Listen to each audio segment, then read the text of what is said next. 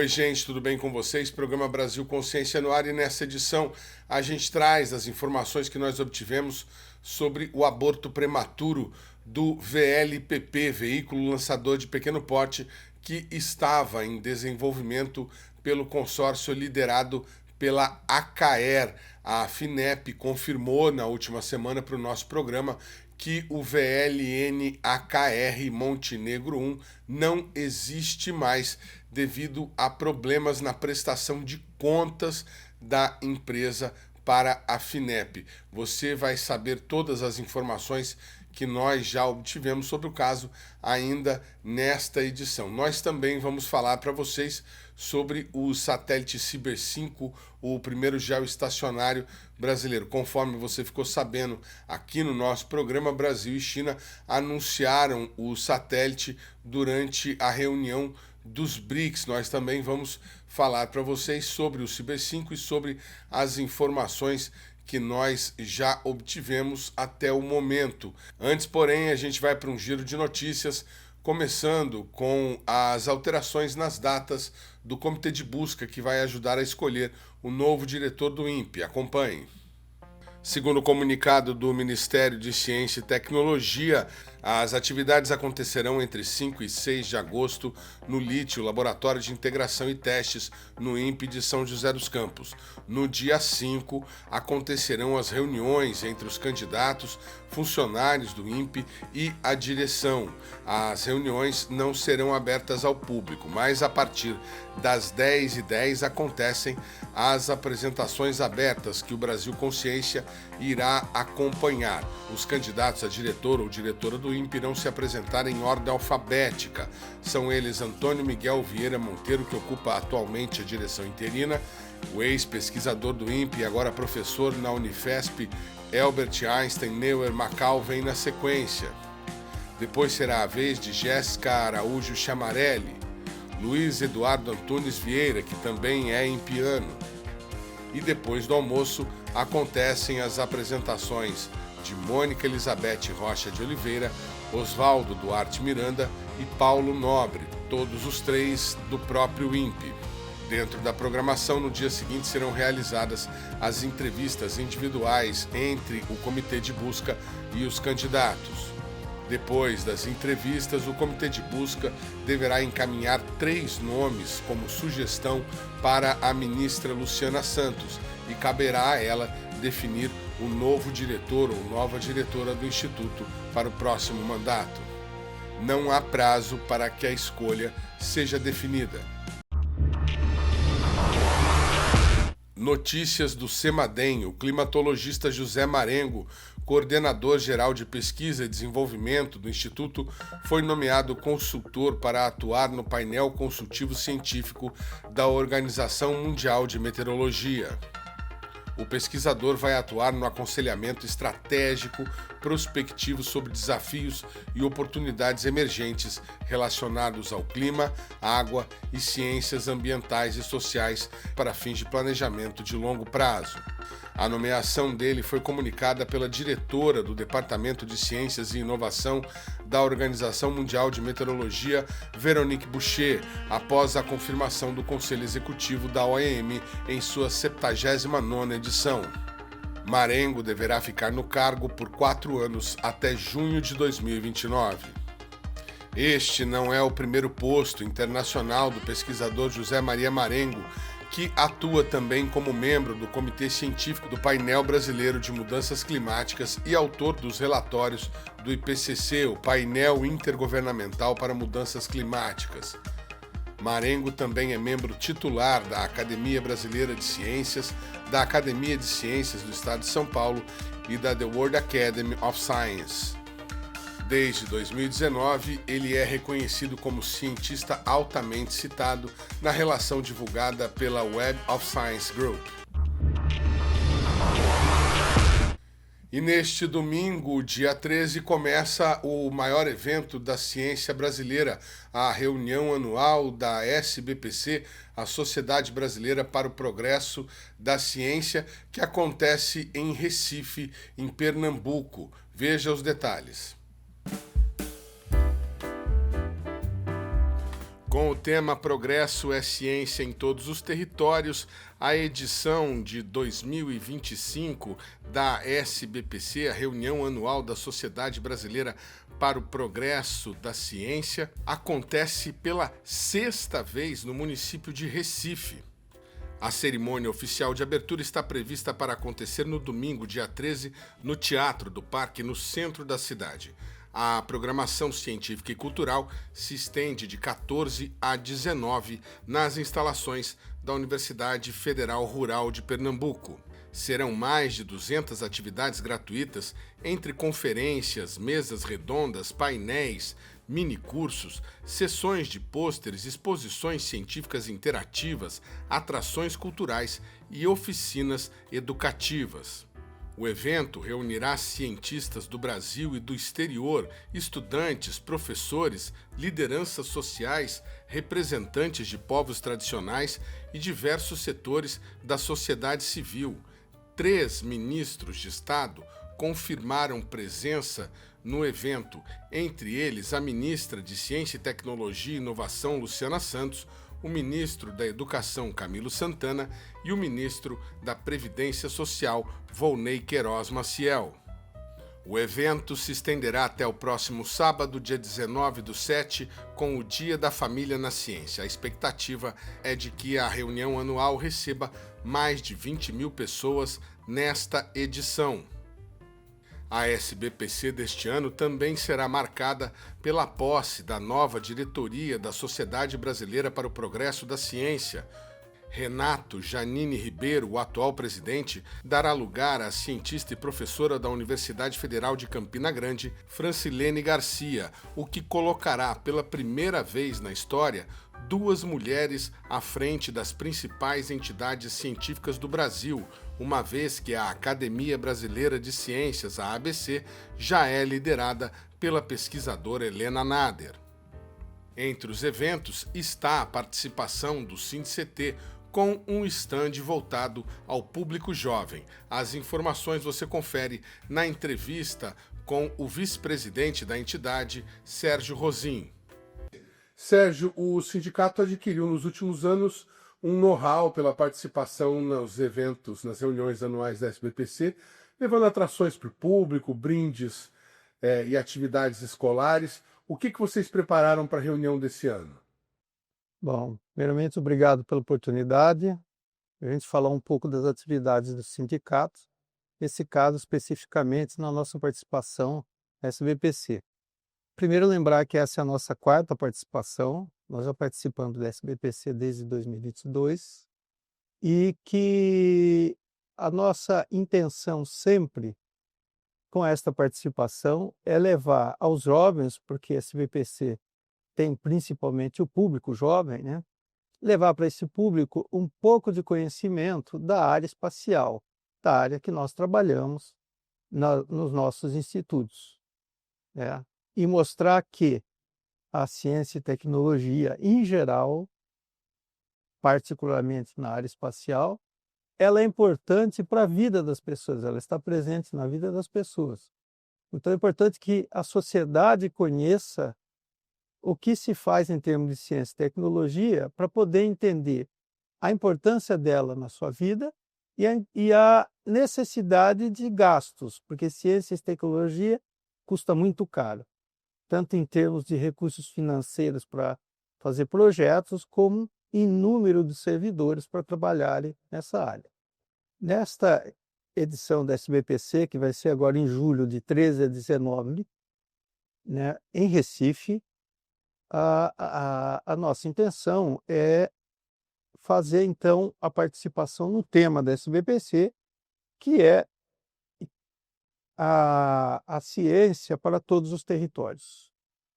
Então, nós queremos mostrar, né, o que a área espacial, o que a construção, utilização de satélites e as outras tecnologias envolvidas com a questão espacial, elas podem estar inseridas nos territórios. Então, nós vamos utilizar metaverso. Esse metaverso vai mostrar, então, de uma forma, o metaverso é uma viagem, né? Como se a gente estivesse viajando dentro do local onde se encontra a ação, desde do desenvolvimento do satélite, seu lançamento, como é a órbita do satélite até a utilização das imagens. O metaverso do SINT-CT é uma atração que tem chamado a atenção nas últimas edições da reunião anual da SBPC. Crianças, jovens e adultos experimentam as atividades no universo virtual usando os óculos especiais. Para a atração deste ano, o visitante irá embarcar numa viagem por dentro do INPE, conforme você vê nessas imagens. Bem-vindo à Jornada Brasileira ao Espaço, do Nordeste ao Infinito. Atenção! Você tem uma missão. Acesse os ambientes do INPE, encontre o mini-satélite em fase final de preparação e transporte-o até a plataforma de lançamento no Centro Espacial de Alcântara. Depois embarque no foguete, viaje pelo espaço e coloque o satélite em órbita. A primeira fase da sua missão está neste ambiente. Você deve passar pelo scanner facial e acessar o laboratório de integração e testes. Boa sorte!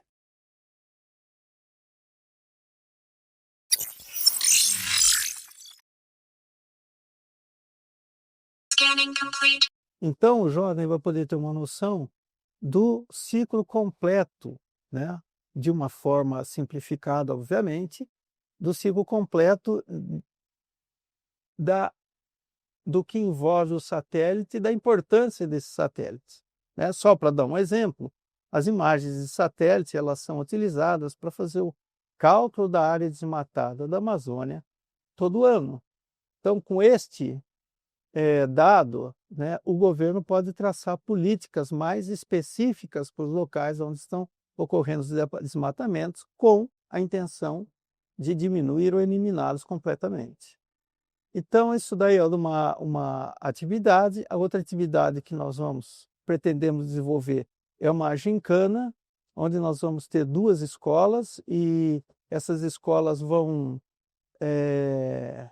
entre aspas, competir entre si, porque a ideia não é uma competição, mas a ideia é sempre, de uma forma divertida, com o jovem, levar a informação da área espacial, no nosso caso. Então, terão várias atividades, perguntas, né, para que esses jovens possam sair de lá com um pouco mais de informação sobre ciência e tecnologia, e sempre, em particular, na área espacial.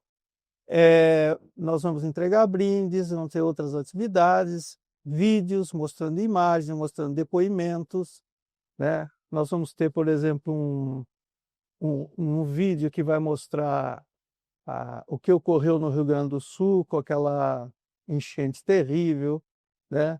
Então, mostrar como era antes, como era depois, para as pessoas terem noção do que acontece. E a imagem de satélite é fundamental, não só para mostrar como uma forma de apresentar às pessoas o que aconteceu, mas também numa forma de mostrar que aquilo é importante. A gente precisa de imagens de satélite para fazer aquelas coisas, porque não dá para ir nos lugares que está completamente alagado, né? Não dá para ver a dimensão do que foi, isso só com as imagens mesmo.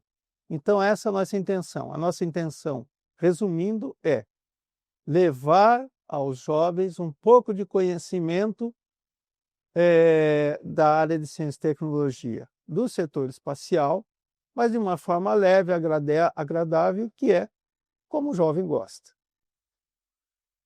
Você falou de imagens de satélite, vocês vão usar imagens do INPE? Imagens de satélites do INPE, tanto do Amazônia como do CIBES, né? Nós utilizamos no INPE, em outras instituições, imagens de satélites de outros lugares, né? Mas a gente sempre usa também as imagens dos nossos satélites, que são adequados para vários tipos de aplicações, inclusive no cálculo do desmatamento da floresta amazônica, como eu citei anteriormente. Para o pessoal que está em casa e não está acostumado, o stand do sindicato, pelo menos até o ano passado, ficava na SBPC Jovem e todas as atividades eram gratuitas. Como é que vai funcionar esse ano? Da mesma forma, o stand vai ficar no que a gente chama de Expo Jovem, né? E tudo que a gente faz lá de forma gratuita, obviamente não tem nenhuma cobrança, né? O interesse nosso é sempre passar a informação para o jovem e é isso. Estamos colocando na tela nesse momento algumas imagens do stand do ano passado. A estrutura que vocês vão ter esse ano, como é que ela é? Bom, em termos de tamanho do stand, né, no ano passado a gente teve um stand de 50 metros quadrados e esse ano nós vamos ter um stand de 54 metros quadrados, um pouquinho maior. É um tamanho que nos permite realizar várias atividades ao mesmo tempo dentro dos stands, né? E nós vamos, este ano, colocar um layout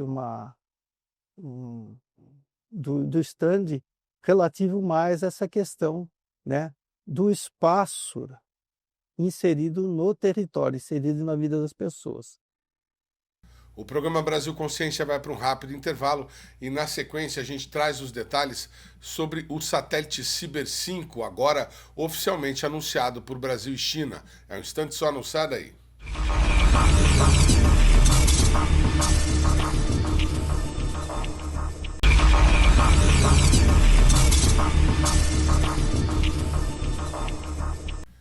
Muito bem, a gente volta agora para falar sobre o satélite Ciber 5.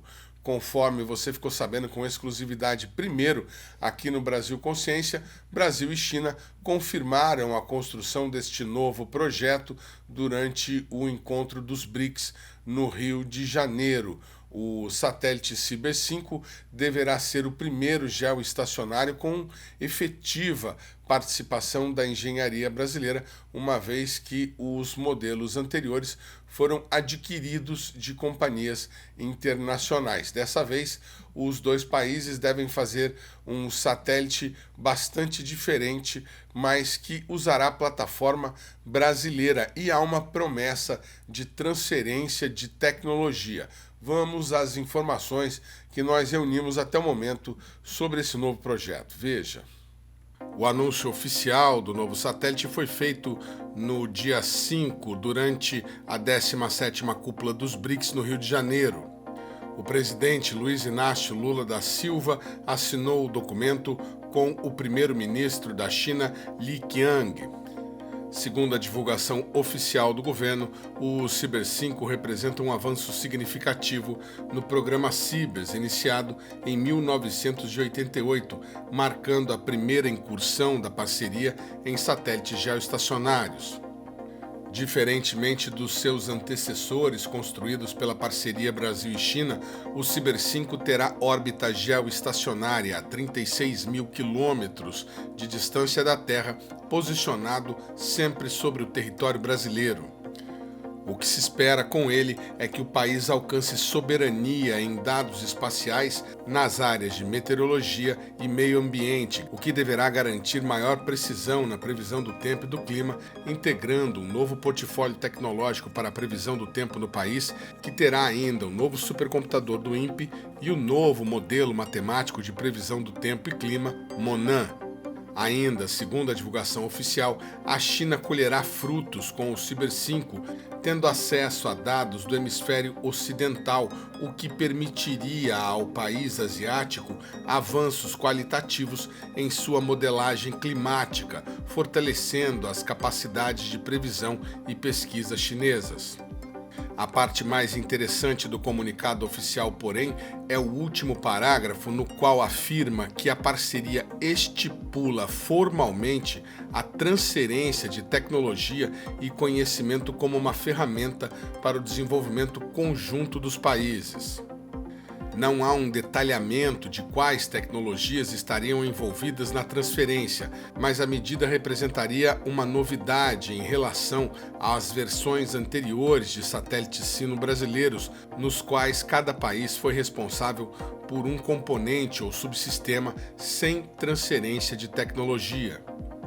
Ainda segundo o comunicado, os dados do Ciber5 serão gratuitamente disponibilizados para países da América Latina e do Caribe, o que reforçaria o caráter colaborativo e de compartilhamento do projeto. O INPE, inclusive, foi pioneiro na disponibilidade de imagens gratuitas de satélite na internet. O Brasil Consciência solicitou ao INPE entrevista com algum representante que pudesse esclarecer essas informações, principalmente a questão da transferência de tecnologia, mas até o fechamento desta edição não fomos atendidos. Antes, porém, já havíamos obtido diversas informações sobre o novo satélite em entrevista com os dirigentes da entidade. Essa sempre foi um desejo do Brasil, né? O Brasil não teve até então um satélite meteorológico geoestacionário.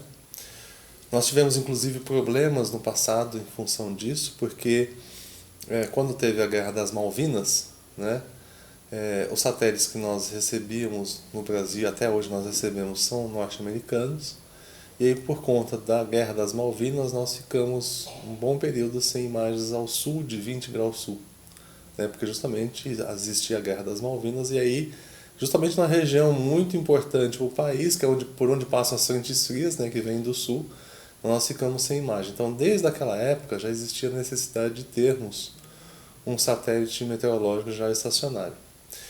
E qual é a vantagem de um satélite meteorológico geoestacionário? É você ter informação dos sistemas meteorológicos a cada 10 minutos. Então você consegue, a partir do satélite, né, das imagens que são produzidas pelo satélite, a cada 10 minutos você consegue ter uma noção da evolução dos fenômenos meteorológicos, como por exemplo as frentes frias, as linhas de estabilidade e outros sistemas que causam chuvas, por exemplo.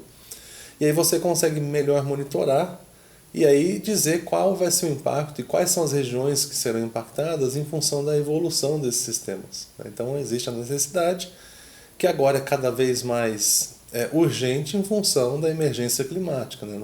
Se nós olharmos os dados, nós temos os eventos meteorológicos extremos se tornando cada vez mais frequentes, então por isso cada vez mais é necessário nós termos sistemas de monitoramento, e nesses sistemas de monitoramento incluímos um satélite meteorológico geoestacionário. A informação de que o Ciber seria oficializado nos BRICS, inclusive, foi nos dada pelo diretor interino Antônio Miguel Monteiro em entrevista recente disponibilizada aqui no canal. Na mesma oportunidade, o diretor falou sobre outro detalhe técnico importante. Que é um satélite geoestacionário, ambiental e meteorológico. Então, ele não será um satélite só meteorológico, é um satélite ambiental e meteorológico, porque a sua carga útil, na proposta brasileira, que está bastante consolidada e em negociação direta com a China, sem grandes problemas, contém aí uma proposta de 6 cargas úteis, das quais 3 delas são cargas ambientais, né?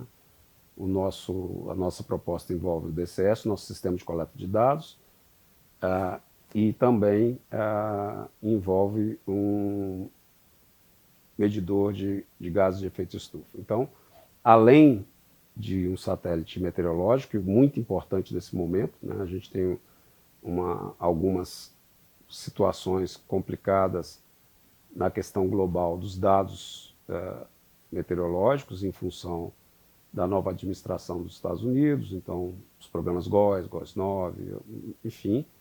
Então essa é uma opção muito importante, porque isso nos leva a ter uma maior independência na produção de dados, também para os nossos sistemas de previsão de tempo e clima.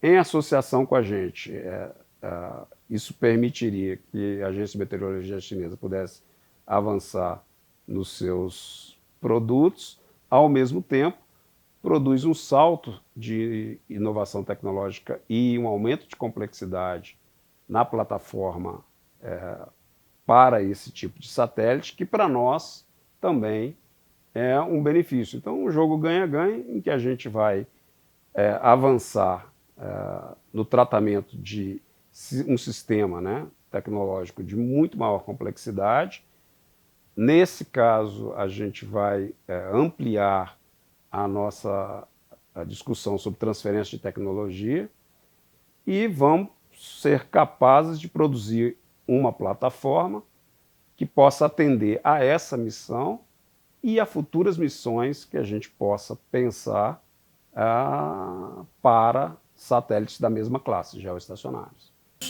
Ainda não há uma definição oficial de custos, mas a estimativa é de que o satélite geoestacionário sino-brasileiro deverá superar a casa dos 100 milhões de dólares em investimentos. A previsão é de que o equipamento seja lançado até 2030.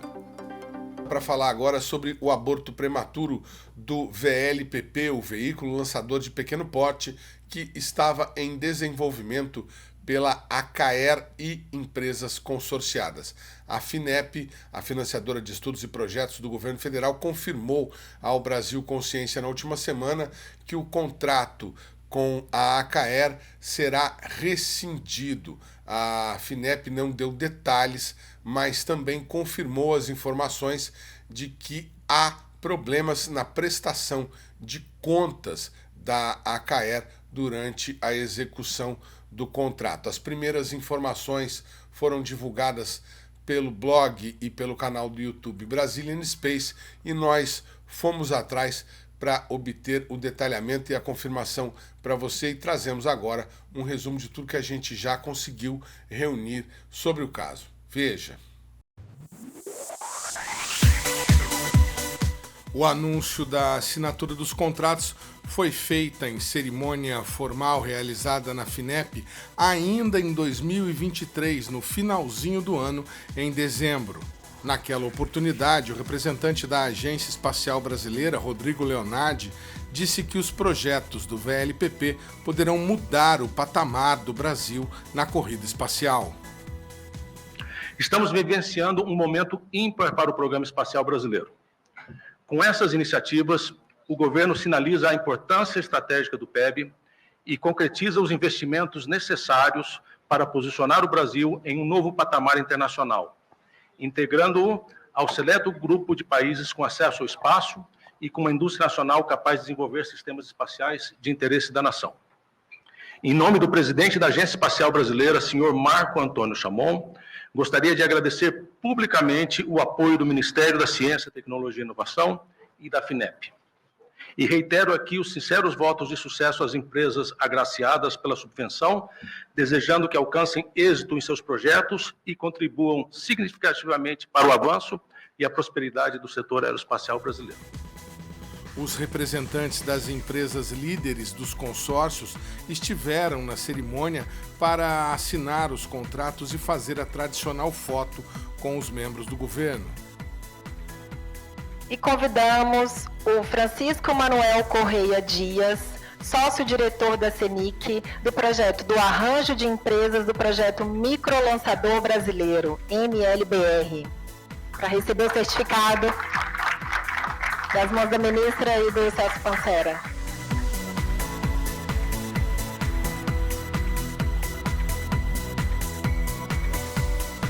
Convidamos o César Augusto Teixeira Andrade da Silva, CEO da ECAER.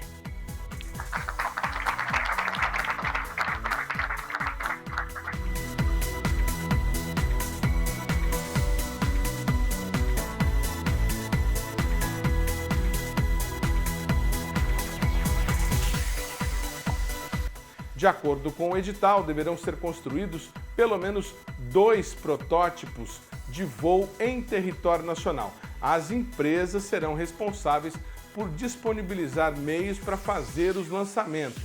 O foguete deve ter capacidade de lançar pelo menos 5 kg de carga útil em órbita circular equatorial de 450 km de altitude. O edital também prevê que o foguete deve ter capacidade de upgrade, ou seja, ele pode ser ampliado futuramente. Depois do anúncio das empresas vencedoras, o Brasil Consciência teve a oportunidade de entrevistar o responsável pelo setor de lançamentos da Agência Espacial Brasileira, que falou sobre a decisão de contratar 2 empresas ao invés de uma e como elas devem atuar para concluir o projeto. Surpreendeu muita gente o fato de vocês, ao invés de contratarem apenas a AKE, a segunda colocada, contratarem a AKE e a CENIC. Por que dessa decisão? E nós vamos ter 2 foguetes agora, cada um vai desenvolver o seu em paralelo, elas vão colaborar juntos, como é que vai ser isso? Vale só lembrando que a Vibras ficou em primeiro lugar, né? A situação da recuperação judicial prejudicou ela, né?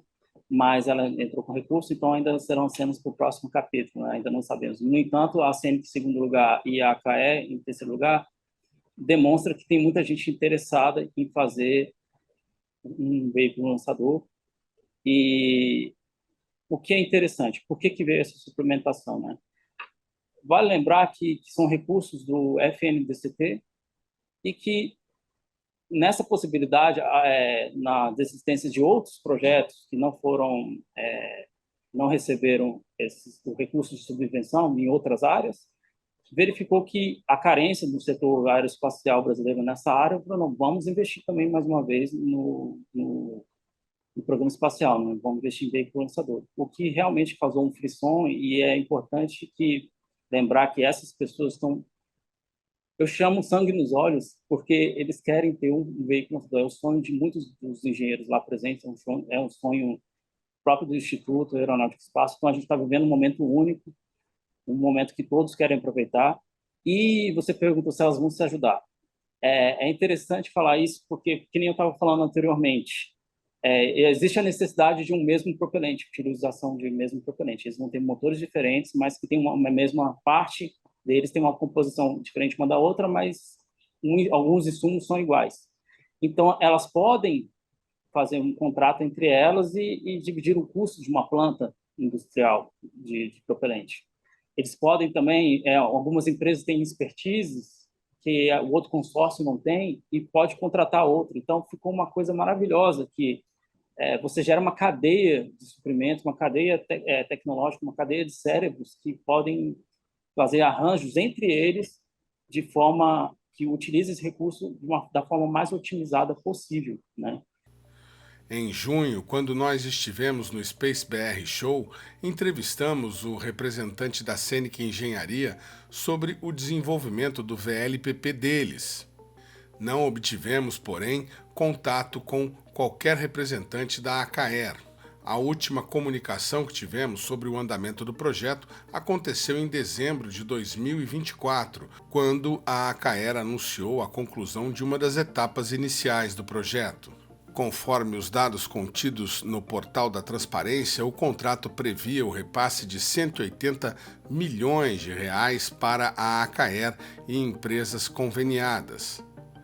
Deste montante, foram liberados R$ 41.305.907,38, equivalente a 22,89% do valor do convênio de uma única vez, em 14 de dezembro de 2023, logo após a assinatura do contrato. Segundo nota da assessoria de imprensa da financiadora de estudos e projetos, a FINEP encaminhou o caso às áreas competentes da instituição para análise e apuração assim que tomou ciência dos fatos mencionados. Ainda de acordo com a nota, após a apuração realizada, foram identificadas possíveis inconsistências que resultaram na decisão pela rescisão do contrato com a empresa envolvida. A nota da FINEP acrescentou que as unidades responsáveis, ou seja, a regional da FINEP em São Paulo, está conduzindo as providências cabíveis para viabilizar o ressarcimento ao erário, observando os instrumentos legais disponíveis. A assessoria de imprensa da FINEP não detalhou o montante envolvido nos problemas da prestação de contas, mas, segundo as informações divulgadas pelo Brazilian Space, seriam da ordem de 25 milhões de reais que deveriam ter sido repassados às empresas consorciadas. Nós também verificamos no portal da Transparência o andamento do outro contrato para o VLPP da Senic e, ao que tudo indica, o contrato está andando normalmente. No caso da Senic, já consta no portal da Transparência um segundo pagamento feito em julho de 2024, ou seja, há um ano atrás. O montante acumulado pela Senic é bem maior, totalizando até o momento R$ 79.285.200, ou seja, 41,73% do convênio. O diretor de gestão de portfólio da Agência Espacial Brasileira, Rodrigo Leonardi, respondeu perguntas do nosso programa por meio de áudio. Primeira pergunta: como a agência avalia a notícia e quais as medidas futuras? A Agência Espacial Brasileira tomou conhecimento formal da decisão da FINEP de rescindir o contrato de subvenção econômica de desenvolvimento de um veículo lançador de pequeno porte, juntamente com a CAER e empresas coexecutoras, no início desta semana. É com pesar que a gente recebe a notícia. Havia uma esperança de que esse contrato poderia nos ajudar a superar um dos gargalos do Programa Espacial Brasileiro, que é o acesso soberano ao espaço. Entretanto, a Agência Espacial acata e respeita a decisão e a recomendação do corpo dirigente da FINEP de rescindir esse contrato. A AEB se coloca à disposição da FINEP para quaisquer tratativas técnicas relativas aos detalhes do projeto em discussão. Com relação às medidas futuras, a AEB pretende, juntamente com a FINEP, dar continuidade à execução dos planos de trabalho dos demais editais de subvenção econômica já celebrados. Existe um outro veículo lançador de pequeno porte já sendo executado no setor espacial brasileiro, juntamente com a nossa indústria, e também temos foguetes de treinamento e também há um satélite de observação da Terra de alta resolução. Segunda pergunta: haverá solicitação à FINEP para abertura de novo chamamento público? É prematuro solicitar à FINEP a abertura de um novo chamamento público, enquanto os detalhes desse contrato não tenham sido encerrados de forma satisfatória e a gente entenda os pormenores, as justificativas e as consequências do término intempestivo desse contrato. Portanto, a AEB sempre estará, juntamente com a FINEP, prospectando oportunidades para o setor espacial brasileiro. E, em havendo oportunidades, sim, nós iremos explicar a conveniência de novos editais de chamamento público, não necessariamente editais que sejam voltados para o desenvolvimento de um veículo lançador de pequeno porte, e sim editais que sejam voltados para o setor espacial brasileiro, que tem outras demandas também que necessitam ser atendidas. Então, eu diria que vamos reforçar as nossas atividades para que o outro edital de veículo lançador pequeno porte, atualmente sendo desenvolvido pela Senic, seja executado e obtenha sucesso nas suas entregas. Vamos também reforçar as nossas atividades para que todos os editais de subvenção em curso sejam completados e concretizem os entregáveis previstos nos seus planos de trabalho, e queremos entender o que aconteceu neste edital em particular, que obviamente afeta a indústria nacional, afeta o Programa Espacial Brasileiro, e vamos trabalhar na mitigação das consequências do término desse contrato. A assessoria de imprensa da CAER disse que a empresa não iria comentar o caso. A Cruz Engenharia também respondeu que não comentaria o caso nesse momento. As outras empresas contatadas não emitiram resposta. O programa Brasil Consciência vai para um rápido intervalo e, na sequência, você fica por dentro da luta de pesquisadores dos 16 institutos paulistas para manter direitos sobre a carreira. É um instante só, não sai daí.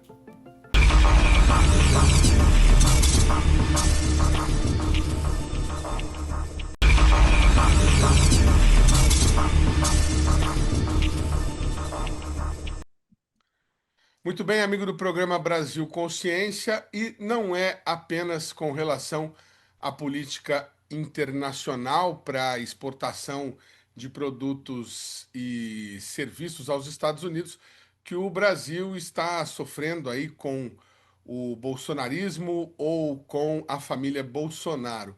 Aqui no estado de São Paulo, os pesquisadores, os cientistas dos 16 institutos que compõem o sistema de pesquisa estadual estão em luta por direitos na Assembleia Legislativa. O governador Tarcísio de Freitas encaminhou um projeto de lei complementar, projeto de lei número 9 de 2025, que desestrutura as carreiras dos cientistas, tornando muito difícil a obtenção dos benefícios ao longo da carreira por produtividade e ainda alterando mecanismos de controle que já estavam estabelecidos e transferindo o poder para os chefes de organização. Para falar como está a mobilização dos pesquisadores com relação a isso, a gente conversa agora com a diretora da Associação Paulista de Pesquisadores,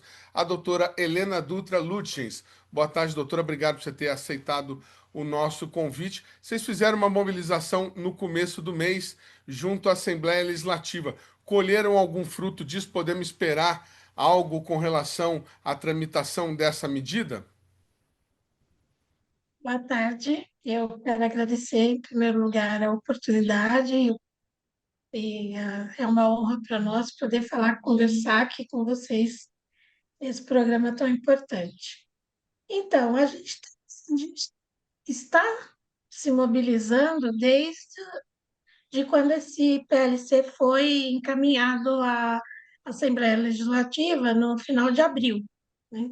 Então, a categoria vem se mobilizando, já fizemos um abaixo-assinado que está com mais de 17 mil assinaturas, o que mostra um apoio da sociedade pela nossa causa, né? E a gente foi, sim, à Lesp, no finalzinho, agora no dia da última sessão, né, no comecinho do mês, o final do primeiro semestre. A gente tem conversado com os deputados, tem levado a nossa pauta, mas a gente não tem nenhuma garantia de que não vai ser votado esse PLC, porque é isso que a gente está pedindo. A gente pede que o governo retire o PLC que foi encaminhado e que, se houver mesmo o entendimento por parte do governo de que há necessidade de se fazer mudanças nessa carreira, que isso seja feito em conjunto com a categoria, com os profissionais que atuam na carreira, porque até aqui esse processo tem sido extremamente autocrático.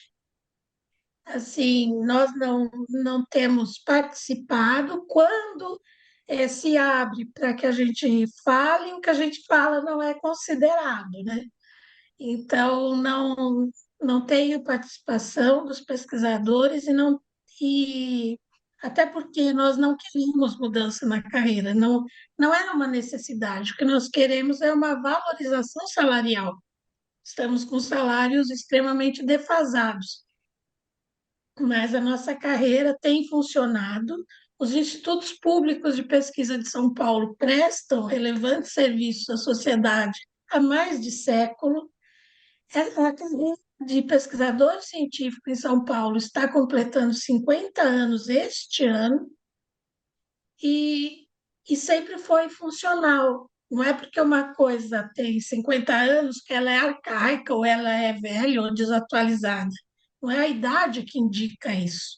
Se ela funciona, se ela atende às necessidades dos pesquisadores e das instituições de pesquisa, não há necessidade de mexer na carreira. O que está sendo feito é uma fragilização de uma carreira sólida, é um retrocesso ambiental, é uma negação da ciência, é reduzir ou encolher o espaço ocupado pela ciência. Não sei se Muito foi bem. claro. Muito bem, para que o nosso telespectador, a gente detalhar um pouco para eles, o projeto de lei complementar 9 de 2025, ele mexe na questão do RTI, o regime de tempo integral, e da comissão permanente do regime de tempo integral, a CPRTI. A gente não gosta muito de falar siglas porque acaba confundindo, mas o que essa sopa de letrinhas significa na prática, doutora Helena? Então, a nossa carreira, ela é movida por esse regime de tempo integral. Então, o pesquisador científico dos institutos públicos de pesquisa de São Paulo, a gente tem um regime que nos coloca a serviço das instituições e que a gente não pode ter outro trabalho concomitante à atividade de pesquisador científico. Então, a gente tem que estar tempo integral à disposição das nossas pesquisas. Por que isso? A pesquisa, os institutos públicos de São Paulo são em 3 áreas básicas: meio ambiente, agricultura e saúde. Então, são áreas que mexem com organismos vivos, com espaços vivos, né? E você não tem um tempo num expediente convencional para se fazer pesquisa. Então, você tem um regime que te permite desenvolver seu trabalho a qualquer hora e você está disponível para isso o tempo todo. E a gente tem uma comissão que organiza e coordena essa carreira. Essa comissão, que é a que você falou, CPRTI, ela tem funções muito claras e definidas na lei que cria a carreira, que é a Lei 125 de 75, que ela define tanto o RTI quanto a comissão de regime de tempo integral.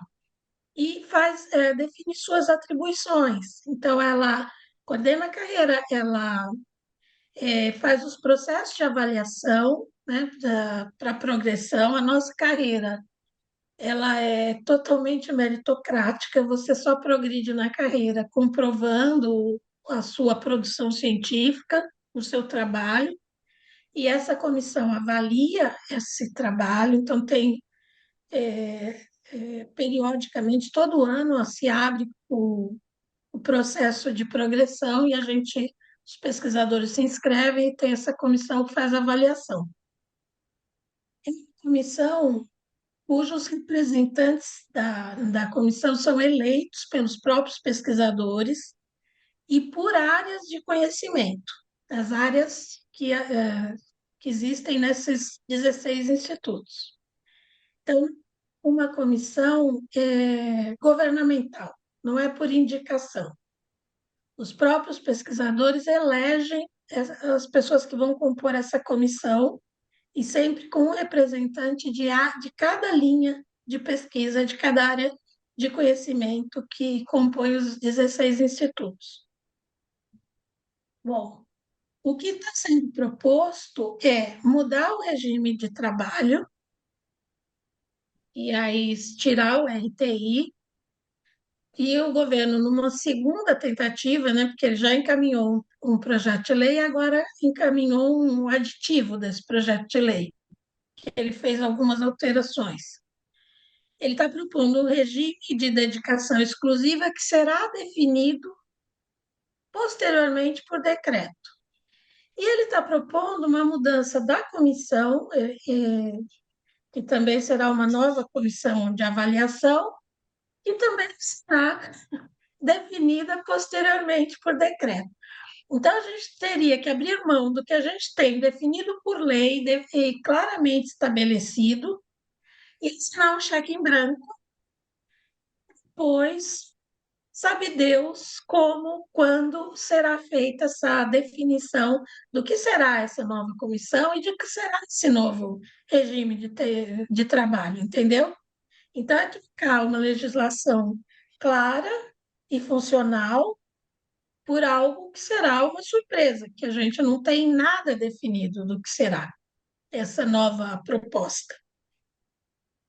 É Eu isso. estava pensando justamente isso enquanto a senhora está falando. O governo está querendo um cheque em branco, quer dizer, vamos aprovar uma mudança na legislação, ou seja, vamos aprovar a extinção da metodologia que hoje existe e lá na frente, quando me interessar, eu apresento por decreto, ou seja, não há negociação, né? Eu vou dizer como vai passar a ser a carreira. Apenas para que fique claro, a senhora falou sobre a questão do regime de tempo integral, quer dizer, atenção exclusiva.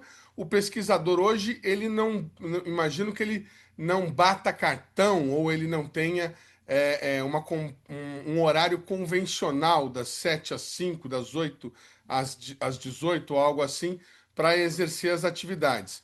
E há uma comissão eleita, né? Não é uma comissão permanente, não é uma comissão indicada, uma comissão eleita que avalia o trabalho que o pesquisador efetivamente entregou, que ele fez, e se esse trabalho merece uma gratificação ao longo do período de tempo em que ele se dedicou. O que está sendo proposto é extinguir esse modelo, não se sabe para qual modelo, e colocar uma comissão que não terá mais a atribuição de fazer digamos, essas gratificações. Ela terá será apenas um órgão consultivo. Seria isso, doutora? Ela é assim, pela proposta que foi encaminhada para a LESP, agora esse aditivo, se coloca que será uma comissão que avaliará, fará o monitoramento e avaliação da pesquisa. Mas não esclarece de que forma, monitoramento. O que a CPI-TI, que é a comissão atual, que chama a comissão, como é que é? Ai, meu Deus, você usou a palavra agora. Permanente de regime de tempo integral. Tem esse nome permanente, mas ela muda ocasionalmente por conta da eleição de novos membros. Há uma troca periódica de parte dos membros, a cada ano troca um terço, uma coisa assim. Eu não sei exatamente o número agora. Mas, enfim, a proposta não fica clara. A CPI-TI está com processos abertos, por exemplo. É a CPI-TI que faz os concursos públicos e coordena os concursos públicos, e tem 2 processos abertos em andamento, um da área de agricultura e um para o Instituto Butantan. O processo de avaliação de progressão na carreira também está aberto. E esse aditivo que foi encaminhado, ele diz que a nova comissão será definida por decreto posteriormente, num período de 90 dias. Bom, então você vai extinguir uma que está com processos importantes abertos. Em 90 dias não será possível criar um novo modelo para substituir uma coisa que está ativa, que está funcionando. A gente sabe que isso não é viável, porque são muitos pontos, são muitas coisas que interessam, que são importantes e que não vão ser resolvidas em 90 dias.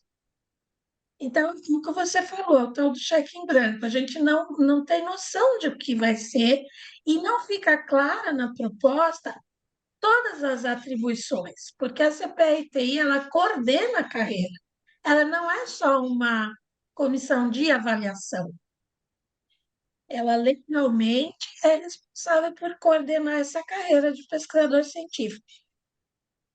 E Só para volto que o a nosso dizer, telespectador, definido, né? só para que o nosso telespectador possa entender, porque na hora que vão votar algo assim, se vende muita mentira, né? Hoje, como é que funciona? O pesquisador ganha essa gratificação, essa progressão na carreira à torta e à direito? Todo mundo ganha todo ano? Como é que funciona isso? Não. A gente tem um número, 1% de toda a população, um número de pessoas que pode progredir a cada ano. Isso não é uma gratificação, você muda de nível. A nossa carreira, nós temos 6 níveis. Então, você ingressa como PQC1, e aí, à medida que você tem os interstícios de tempo e comprova a sua produção científica, você ascende na carreira. E aí você tem um ganho salarial porque você mudou para um nível acima, né? Então, o Você só me salário corrigiu, eu falei aumenta nesse gratificação, sentido. mas na verdade é uma progressão. Você entra como É uma progressão, pesquisador isso. júnior, vamos chamar assim. Aí você passa a ser um pesquisador de nível médio, depois pesquisador sênior, depois Isso. pesquisador pleno, ou algo nesse sentido, correto? E por números, é um, dois, três, quatro, cinco, seis. São seis Perfeito. níveis. O governo está propondo mudar, porque ele colocou o que se chama de progressão horizontal. Então, ao invés de serem 6 níveis, nós vamos passar a ter 18 níveis, porque em cada nível você vai ter 3 letras. Então, é pesquisador 1, A, B, C. Pesquisador 2, A, B e C. Então, aumenta muito o tempo que você leva para chegar ao topo da carreira. E tem muitas dúvidas. Por exemplo, aposentado. A pessoa aposentou no nível 6 ou no 5, o que seja. Ela cumpriu todas as exigências para chegar neste nível. Ela vai ficar aposentada no nível 6A ou no C. O justo seria o C, porque ela está no último nível da carreira. E mesmo quem está nativa, se você é um pesquisador 5, é porque você prestou cumpriu as condições para chegar nesse nível. Por que você vai ficar 5A? Você vai ter que galgar mais alguns degraus para chegar no 5C. Então, muda uma coisa, isso que é desestruturante, né? Altera pontos muito fundamentais da carreira. E o que é importante a gente, voltando à questão da comissão, que é uma coisa que nos preocupa, a nossa comissão hoje, ela é autônoma no processo de tomada de decisão. E isso não fica claro na proposta encaminhada, porque a CPI-TI, ela que abre o processo de avaliação, ela recebe os documentos, a gente tem uma prova online que a gente presta hoje, então o processo foi muito modernizado. Então, a alegação de que a nossa carreira é antiga, porque tem 50 anos e precisa ser modernizado, isso é uma falácia, porque é a única carreira que já tem todo o processo de progressão totalmente online. Você anexa seus documentos num formulário online, você defende o seu trabalho, tem 5 questões que você tem que responder, defendendo que aquilo que você está apresentando como produção científica realmente é relevante para a sua área, para a sua linha de pesquisa, para a sociedade, para a instituição que você atua. E aí você faz a sua defesa, e aí tem um especialista daquela área que vai ler, vai avaliar, tem tudo definido, quanto cada coisa vale, quanto vale uma publicação, um congresso, um curso, um pós-doc, enfim, cada coisa que você faz tem uma pontuação. Então, ela é muito clara. E como os representantes são todos eleitos pelos próprios pesquisadores, eles têm um compromisso com o Estado, com a carreira, e não tem uma interferência do governo da vez. E essa autonomia incomoda muitos governos que querem interferir num processo que é um processo público, que é de Estado, que não é de governo. A gente não tem postura de acordo com o governo. Então, você tem uma interferência de chefias, de dirigentes, de cargos que são comissionados ou que são que vivem, né, em função dos governos, isso altera essa autonomia, que é fundamental para o processo da pesquisa. A pesquisa pública ela tem que atender aos interesses da sociedade e não ao interesse de governo, desse ou daquele governo.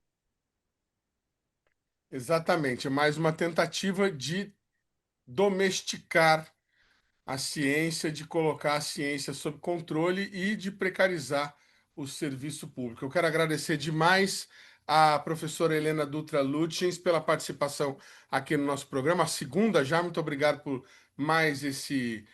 aceitar mais esse convite mais uma vez. Muito obrigado, doutora. O programa Brasil Consciência de hoje vai ficando por aqui. Você que quiser conferir os demais conteúdos produzidos pelo SINDCT, nossas redes sociais estão na tela nesse momento. Dúvidas, críticas, sugestões, nosso e-mail é sempre o caminho para o contato com o nosso programa. A gente volta na semana que vem com mais uma atração inédita para vocês.